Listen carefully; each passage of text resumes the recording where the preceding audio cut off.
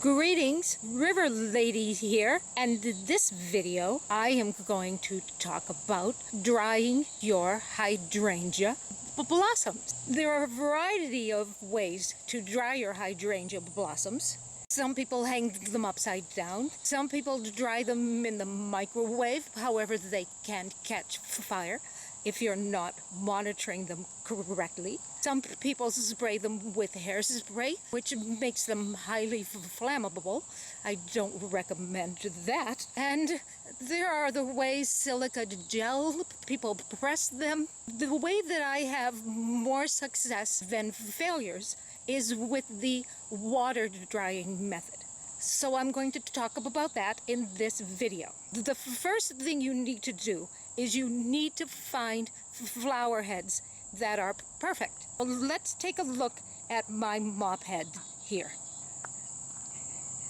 This flower head is perfect. It has its larger sepals wide open. They've started to change color. Smaller flower heads in the center that aren't quite open.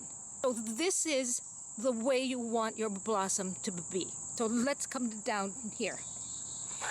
This flower head is much too early, so you wouldn't want to dry him. Another perfect, I have the different toned sepals, and I have these smaller flowers, not quite fully open, much too early. This flower head is past its prime. I have much too many brown sepals in here. This flower head is past its prime. I have way too many brown sepals on this. I have a nice blossom in here. I have a few dry sepals which I will snip off, and I will show you how to do that. So I think that gave you a good idea of what type of blossom head you're looking for. At what point. You don't worry if you don't get it right. And you can time it perfectly, and you could still not have them to dry correctly. It's pretty much a wish and magic kind of thing I've determined. All right, so let's show you how to set them up to dry. The first thing I'm going to do is I'm going to snip about a 12-inch stem. You can snip longer if you want. You don't want to go much past 16 inches because it'll mess up the drying process. I find 12 inches or so works really well. So you want to use sharp snippers, because if your snippers are dull, you'll crush the stem instead of cutting through it, and that will affect whether the flower head dries or not. I'm going down about 12 inches. I'm snipping right above where new leaves are coming out, and I'm going to snip at an angle. All right, let's see. So I have a nice angled cut there and no crushing. Okay, so I've cut my stems, and I got them at about 12 inches, just eyeballed it. But now what you want to do is you want to remove the leaves. I don't use snippers to remove the leaves. I use my fingernails, because if you snip the stem at all, you won't be able to dry that flower head because you've injured the stem. You want to keep the stem intact. Just go in with my fingernail and snip the leaf right off. And I even get these tiny little leaves. So I'm just going to snip off all the leaves with my fingernails.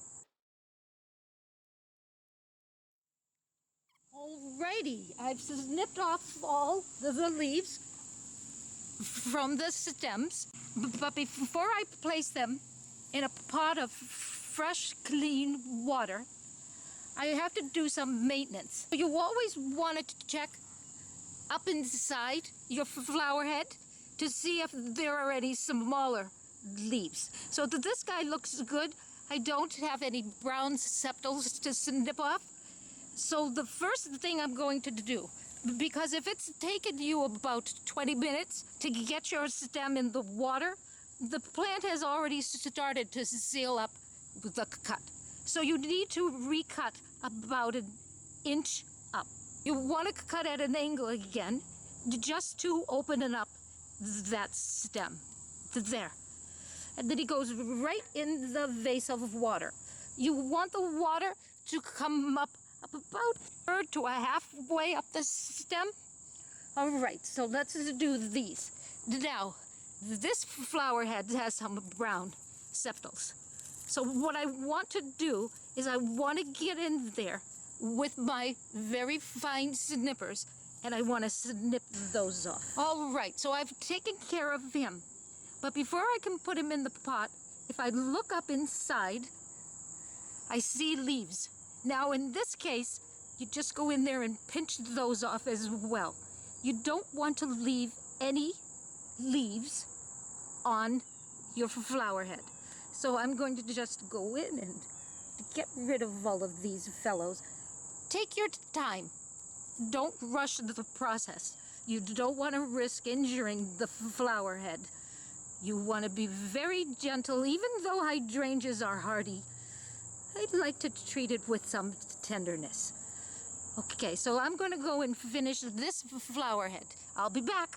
You have to do a fair amount of digging, but I found all these little tiny leaves buried under the flower head. So now he's cleaned up.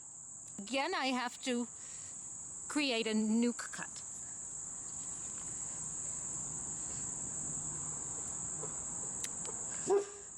And in he goes.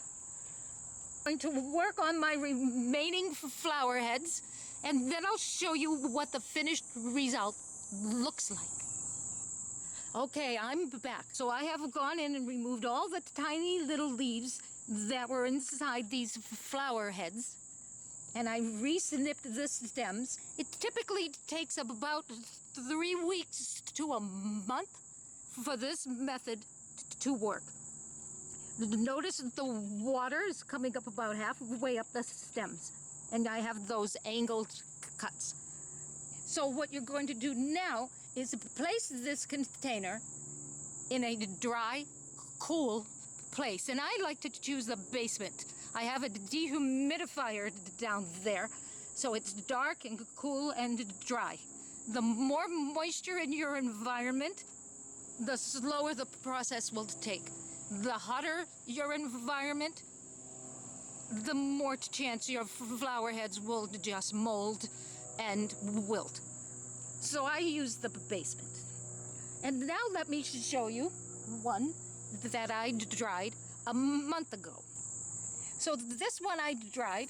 When you feel the head is crepey, if there's still water in the container, take your stem right out, and your flower head is ready to display.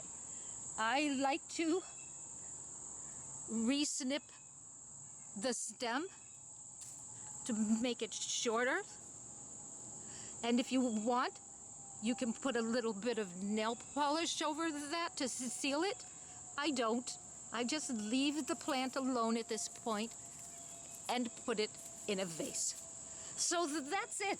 That's how to dry Hydrangea blossoms. I'll put him there. Happy Hydrangea drying.